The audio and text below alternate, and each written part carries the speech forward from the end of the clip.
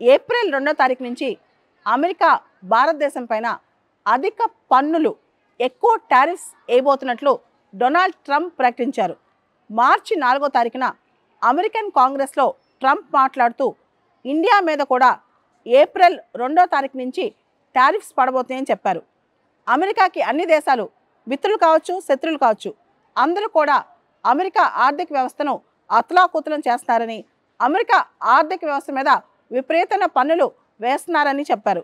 దానిలో భారతదేశం, European union, China, Brazil, Mexico, Canada ఈ దేశాలన్నీ కూడా అమెరికా పైన చాలా పన్నులు విధిస్తూ అమెరికా ఆర్థిక వ్యవస్థను చాలా దెబ్బతీశాయని చెప్పి డొనాల్డ్ ట్రంప్ పేర్కొన్నారు. భారతదేశం అయితే ఆటోమొబైల్స్ ఏదైతే ఇండియాకి అమెరికా నుంచి వస్తాయో వాటిపైన 100% పైన టారిఫ్స్ వేస్తుందని, ఇది భారతదేశం చాలా పెద్ద తప్పు చేస్తుందని చెప్పి ట్రంప్ చెప్పారు. ఆల్రెడీ ట్రంప్ 1.0లో భారతదేశాన్ని టారిఫ్ కింగ్ అని డొనాల్డ్ ట్రంప్ పిలిచారనమాట.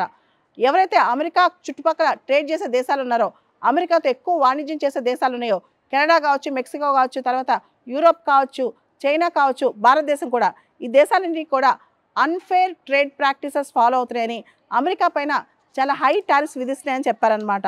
అంతేకాదు అమెరికాతో గ్లోబల్ ట్రేడ్లో ఫెయిర్గా ఉండాలని చెప్పి కూడా ఆయన పిలుపునిచ్చారు. అమెరికా ఇక నుంచి చూస్తూ ఊరుకోదు. చాలా డికేడ్స్ నుంచి, చాలా దశాబ్దాల నుంచి అమెరికాని ఎక్స్ప్లాయిట్ చేశారు, అమెరికా పైన విపరీతమైన టారిఫ్లు వేశారు, కాబట్టి అమెరికా ఇంకా సహించబోదని చెప్పి డొనాల్డ్ ట్రంప్ చెప్పడం జరిగిందనమాట. అమెరికా ఏ దేశాలైతే తమ పైన అడ్వాంటేజ్ తీసుకున్నాయో, ఏ దేశాలైతే ఇప్పటి వరకు అమెరికా పైన చాలా ఎక్కువ టారిఫ్స్ వేసాయో ఆ దేశాలు గుణపాఠం చెప్తానని, అమెరికా కూడా టారిఫ్లు పెంచేస్తుందని చెప్పి డొనాల్డ్ ట్రంప్ ప్రకటించారు. చైనా అయితే అమెరికా ఎంత ట్యాక్స్ వేస్తుందో దానిపైన డబుల్ ట్యాక్స్ వేస్తుందని చెప్తున్నారు. అంతేకాదు డొనాల్డ్ ట్రంప్ కథనం ప్రకారం సౌత్ కొరియా అయితే యుఎస్ సౌత్ కొరియాకి చాలా సపోర్ట్ చేస్తుంది, మిలిటరీ అసిస్టెన్స్ చాలా ఇస్తుంది సౌత్ కొరియాకి.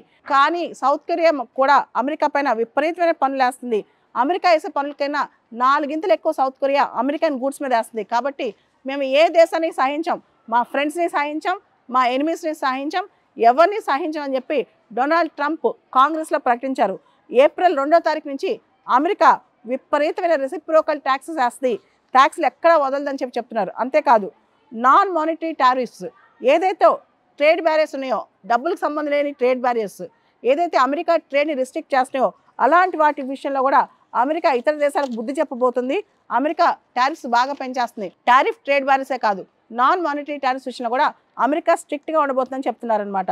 మనందరూ తెలుసు ఇండియా అమెరికా ప్రస్తుతం బైలేటరల్ ట్రేడ్ $130 బిలియన్ అనమాట.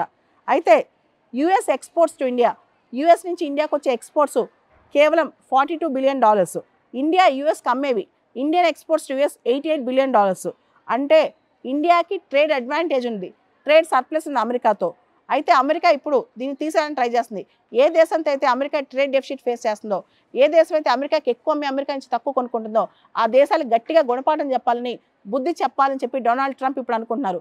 అమెరికా కనుక ఏప్రిల్ 2వ తారీఖు నుంచి ఇండియా మీద ఎక్కువ టారిఫ్స్ పెంచితే దాదాపు $17 బిలియన్, $17 బిలియన్ టారిఫ్స్ ఇండియా పైన భారం పడనుంది. అంతేకాదు మనం కనుక గమనిస్తే, అంటే యూఎస్తో ఎవరైతే ట్రేడ్ చేస్తారో, చైనాతో అయితే $295 బిలియన్ ట్రేడ్ డెఫిసిట్ ఉంది అమెరికాకి, మెక్సికోకి $171 బిలియన్ ట్రేడ్ డెఫిసిట్ ఉంది అమెరికాకి, కెనడాతో $60 బిలియన్ ట్రేడ్ డెఫిసిట్, ఇండియాతో $45 బిలియన్ ట్రేడ్ డెఫిసిట్.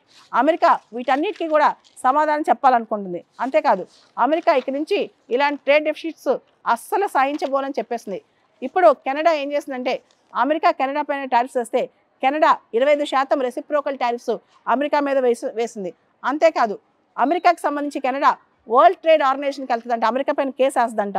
అంతేకాదు కెనడా ఎకానమీని దెబ్బతీయడానికి అమెరికా ఈ పన్నాగం పన్నిందని చెప్పి Canadian prime minister Justin Trudeau చెప్పారు.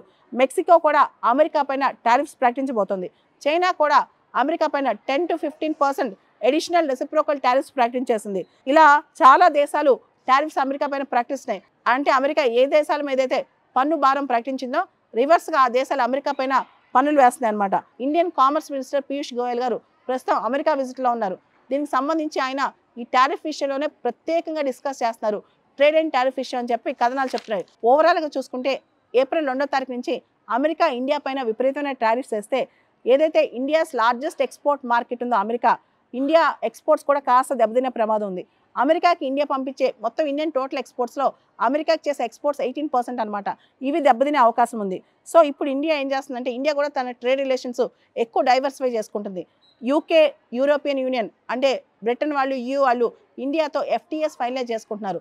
ఈ దిశగా చూస్తే కనుక కేవలం అమెరికాతో ఎక్కువ ఎక్స్పోర్ట్ పార్ట్నర్షిప్ కాకుండా ఇతర దేశాలతో కూడా ఇండియా ట్రై చేస్తుంది, ఇతర దేశాలు కూడా ఇండియాతో ట్రై చేస్తున్నాయి అనమాట. ఈ విధంగా మనం చూస్తే కనుక ఏప్రిల్ 2వ తారీఖు నుంచి ఇండియా పైన అమెరికా ఎక్కువ టారిఫ్స్ వేసే అవకాశం కనిపిస్తోంది.